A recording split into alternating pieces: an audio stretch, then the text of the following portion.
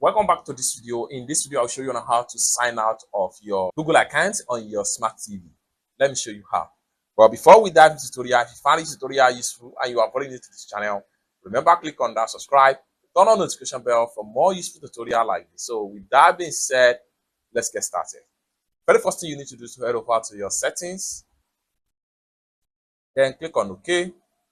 So it's going to take you right here. Next thing you need to do is to scroll down until you get to accounts and profiles. Click on OK. It's going to take you right here. Next thing you need to do is to select the account that you want to sign out. So click on the accounts and it's going to take you right here. Next thing you need to do is to scroll down right here. Continue to scroll down until you get to remove. Click on remove right here and follow the prompt. Your account will be completely logged out from that particular smart TV. It's that simple. For more tutorial like this, consider to subscribe. Thank you so much for watching and I hope to see you in my next video. Bye for now.